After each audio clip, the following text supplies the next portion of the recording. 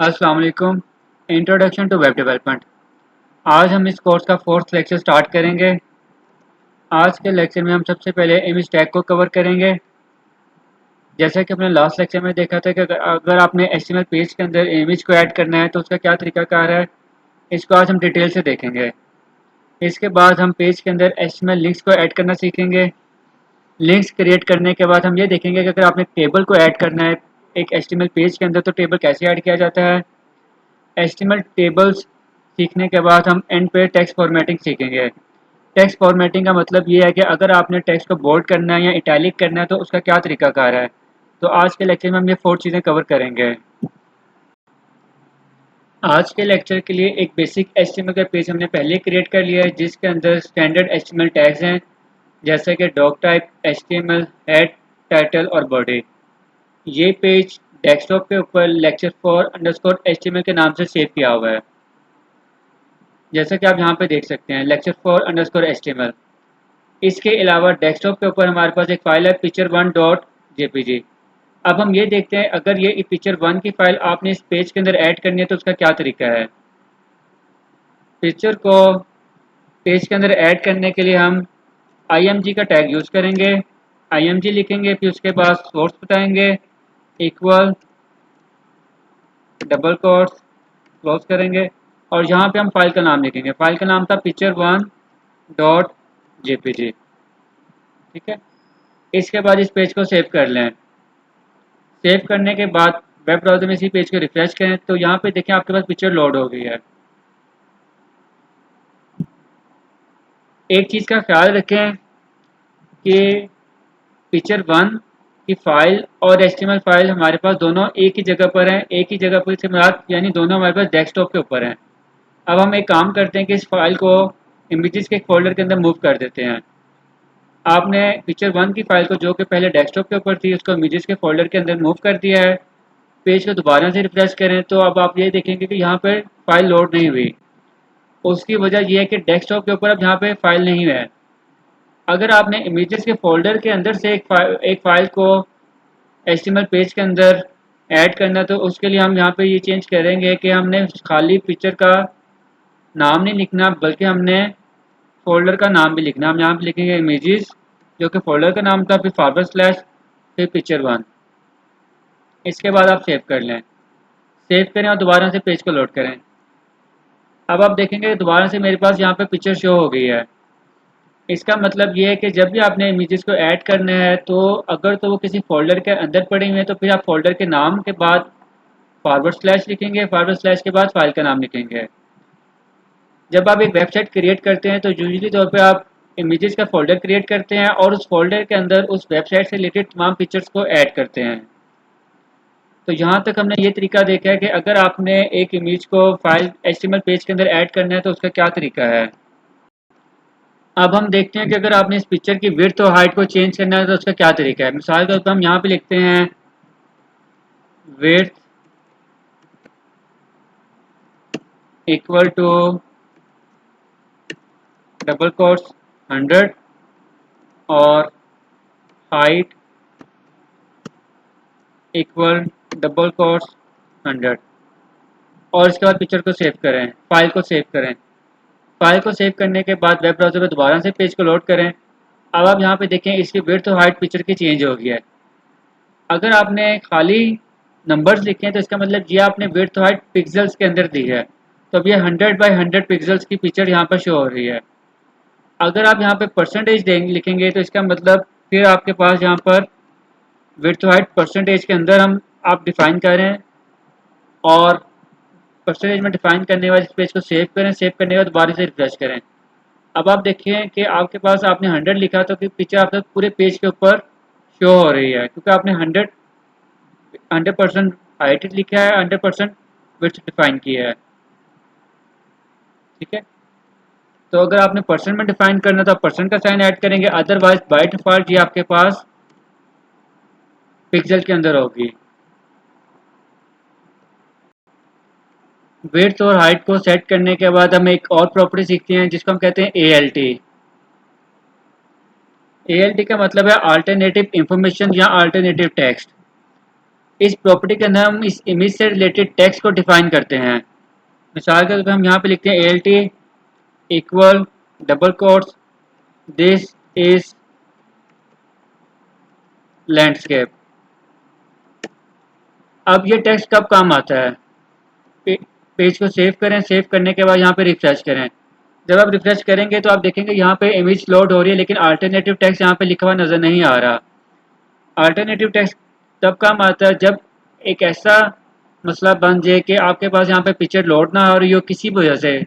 May be internet slow होने की वजह से इमेज लोड ना हो रही हो, मे बी सोर्स के अंदर कोई गलती है, मिसाल के तौर पर स्पेलिंग गलती है जिस वजह से पिक्चर लोड ना हो रही हो। तो वो यूज़ केस जब हमारे पास जहाँ पर पिक्चर लोड ना हो तो उस पिक्चर की जगह पर अल्टरनेटिव टेक्स्ट के अंदर जो भी आप लिखेंगे वो यहाँ पर शो होगा। यहाँ पे हम एक काम करते हैं कि पिक्चर के स्पेलिंग को चेंज कर देते हैं। हम यहाँ पे लिखते हैं PICTUR.jpg, फिर आप पिक्चर को सेव करें। अब इस नाम की कोई भी फाइल हमारे पास इमेजेस के फोल्डर के अंदर नहीं है। जब आप पेज को रिफ्रेश करेंगे कि तो यहाँ पे अब आप देखेंगे हमारे पास इमेज लोड होने की जगह पर अल्टरनेटिव टेक्स्ट शो हो जाएगा जो कि हमने ALT की प्रॉपर्टी के अंदर डिफाइन किया है। अब हम दोबारा से स्पेलिंग सही कर लेते हैं। स्पेलिंग से हमारे पास PICTURE1.jpg। पेज को सेव करें, सेव करने के बाद रिफ्रेश करें तो पिक्चर दोबारा से पेज में शो हो रही है। अब हम एक काम करते हैं कि इसको इस टेक्स्ट को कॉपी करते हैं। कॉपी करने के बाद कंट्रोल C से हमने कॉपी किया है, कंट्रोल V से पेस्ट किया है। पेस्ट करने के बाद सेव करें, सेव के बाद रिफ्रेश करें। अब आप देखें कि सेम पिक्चर हमने 2 दफ़ा ऐड किया तो यहाँ पे हमारे पास 2 दफ़ा शो हो रही है।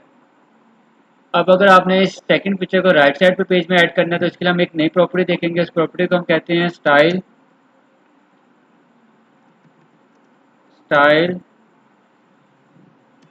Equal double quotes float colon right, यानी कि पिक्चर हमारे पास राइट साइड पे शो। पेज को सेव करें, सेव करने के बाद रिफ्रेश करें। अब आप देखें कि जो सेकंड पिक्चर वो पेज के राइट साइड पर है और पहली पिक्चर हमारे पास लेफ्ट साइड पर है।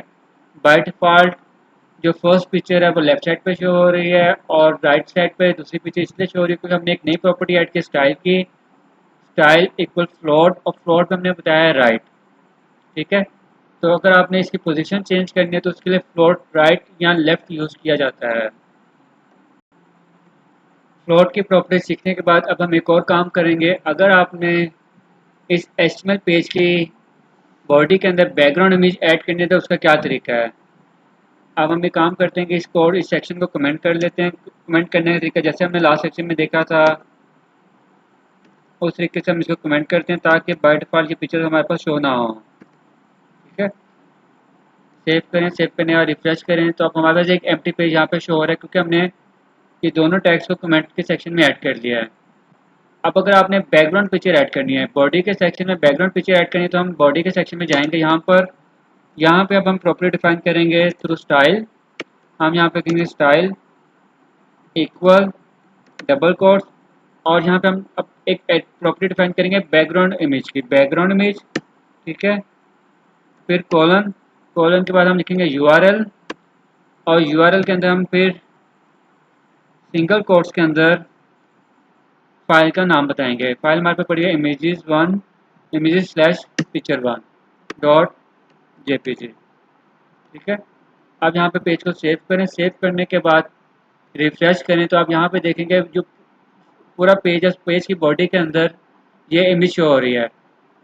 अब एक्चुअल इमेज का साइज हमारे पास यहाँ तक था तो बाकी जगह को फिल करने के लिए बाय डिफ़ॉल्ट यही इमेज बार बार रिपीट हो रही है। ठीक है, इस तरीके से अगर आप बॉडी के अंदर बैकग्राउंड इमेज को सेट करना है तो हम स्टाइल की प्रॉपर्टी को यूज़ करते हुए बैकग्राउंड इमेज सेट कर सकते हैं। बैकग्राउंड इमेज सेट करने के बाद अब हम नेक्स्ट टॉपिक पढ़ते हैं, वो है HTML लिंक्स। तो अब हम यहाँ पर इसको रिमूव कर देते हैं, बॉडी का टैग भी एम्प्टी कर देते हैं और इसके बाद अब आप पेज को सेव कर लें। यहाँ पे रिफ्रेश करें तो बेसिक HTML पेज आपका दोबारा से आ गया है। HTML लिंक्स को क्रिएट करने के लिए ए का टैग यूज किया जाता है। लिंक्स बेसिकली क्या होते हैं, इसको समझने के लिए हम वर्ल्ड वाइड वेब पे दोबारा जाते हैं। जैसे कि हमने पहले लेक्चर में देखा था, वर्ल्ड वाइड वेब के अंदर हमारे पास डिफरेंट रिसोर्सेज होते हैं जो कि इंटरकनेक्टेड होते हैं, आपस में कनेक्ट होते हैं। तो अगर आपने एक वेब रिसोर्स को दूसरे वेब रिसोर्स से कनेक्ट करना है तो उसके लिए आप HTML लिंक्स को यूज़ करते हैं। अब इसकी प्रैक्टिकल एग्जांपल देखते हैं। प्रैक्टिकल एग्जांपल करने के लिए हम यहाँ पर ए लिखेंगे। जैसे हमने कहा था कि लिंक को ए से प्रेजेंट कर किया जाता है, तो ए को आपने यहाँ पे ओपन किया। ओपन करने के बाद आप यहाँ पे क्लोज भी करेंगे। क्लोज करने के बाद हम यहाँ पे लिखते हैं click here to open Google. यानी अब हम क्या करना चाह रहे हैं कि हम अपने वेब पेज को गूगल के वेब पेज से कनेक्ट करना चाह रहे हैं। कनेक्ट करने से मुराद हम जब यहाँ पे यूज़र क्लिक करें तो क्लिक करने के बाद गूगल का पेज ओपन हो जाए। आप यहाँ पे पेज को सेव करें, सेव करने के बाद रिफ्रेश करें। रिफ्रेश करने के बाद यहाँ पे क्लिक करें। जब आप क्लिक करेंगे तो आप देखें यहाँ पे अभी कुछ भी नहीं हो रहा। इसकी एक वजह है क्यों नहीं हो रहा, क्योंकि अभी यहाँ पे हमारे पास एक प्रॉपर्टी मिसिंग है। आपने ए के टैग के अंदर href इस प्रॉपर्टी के अंदर वेबसाइट का एड्रेस बताना है जहाँ पे आपने जाना है। तो href इक्वल के बाद आप डबल कोट ऐड करेंगे। उसके बाद आपने कंप्लीट एड्रेस देना है http कोलन www.google.com। ठीक है, फिर अब आप पेज को सेव करें। सेव करने के बाद यहाँ पे रिफ्रेश करें और अब आप क्लिक करें।